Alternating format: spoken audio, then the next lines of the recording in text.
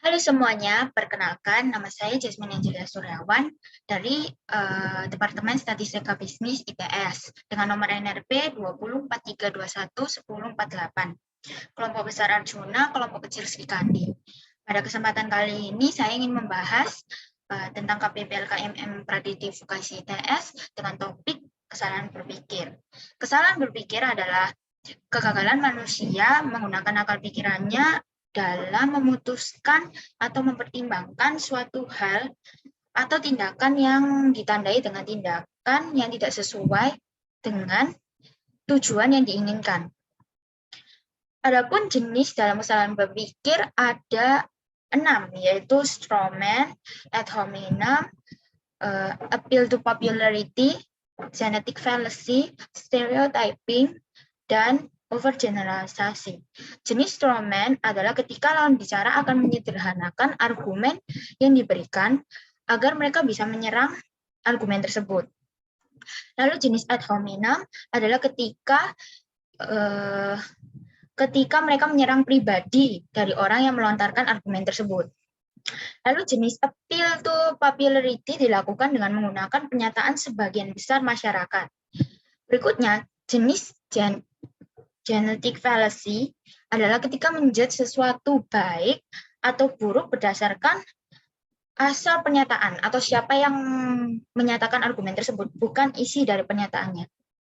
Selanjutnya, stereotyping. Stereotyping adalah kecenderungan menyamaratakan dikarenakan adanya budaya atau kebiasaan masyarakat sehingga memunculkan penyamarataan terhadap sesuatu, seperti dari kelompok ke individu.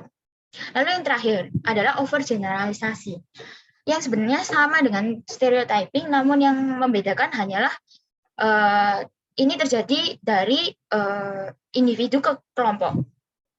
Setelah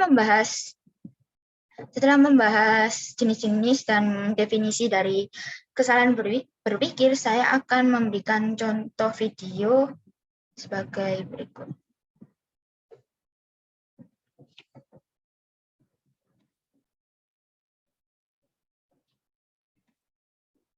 Kami sudah serahkan nih.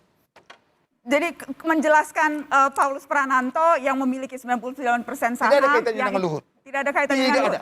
Anda sampaikan malam ini di sini tidak ada kaitannya dengan Pak Luhut. Tidak pernah bekerja.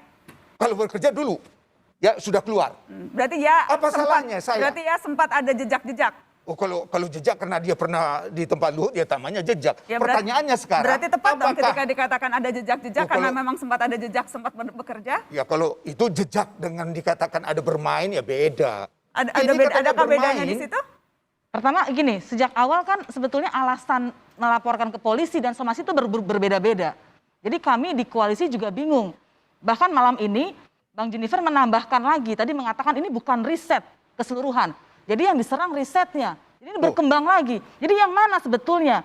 Apakah ekspresi atas risetnya, tadi datanya lagi yang diserang, padahal somasinya nggak bicara begitu, gitu. Dan sejak awal kemudian di somasi kan omongan Fathia dipotong, bermain. Padahal di somasi di yang kedua kemudian dikatakan mengakui bahwa kalimatnya adalah jadi, gitu. Bisa dibilang bermain, itu kan sangat berbeda. Nah kalau sudah menyangkut ini, kita nanti buktikan deh bahwa itu adalah unsur fitnah pencemaran. Ya, itu adalah unsur fitnah pencemaran. Nanti kita serahkan di pengadilan. Pasal 310 mengatakan dan diakui dengan Undang-Undang ITE kalau untuk kepentingan publik bukan masuk pencemaran nama baik. Jadi kita perlu mempertanyakan ke itikat baik dari pejabat publik yang dimintai pertanggungjawaban oleh publik berdasarkan undang-undang, malah menggunakan pasal yang sebetulnya tidak bisa digunakan. Sebetulnya kalau etiket baik simpel sekali dah. Kalau ada etiket baik. Sebetulnya Haris Azhar seperti saya katakan tadi, kenal baik dengan Luhut, dikonfirmasi aja sih. Bang, ada begini, apa benar? Ini kan tidak. Anda hujat, kemudian dipertontonkan kepada orang, sekarang disuruh kami menghadap, kemudian mengklarifikasi. Anda bukan media undang-undang pers, Anda bukan media televisi di siaran.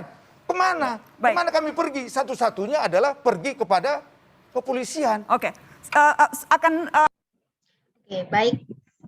Dari contoh video tersebut dapat dilihat bahwa terjadi kesalahan berpikir pada Bapak Junifer Dan jenis kesalahan berpikir yang terjadi pada video tersebut adalah jenis strawman.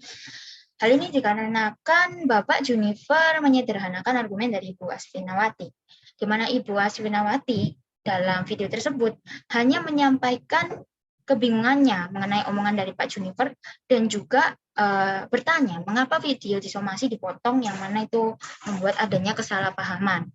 Namun Bapak Junifer malah menganggapnya sebagai pencemaran nama baik.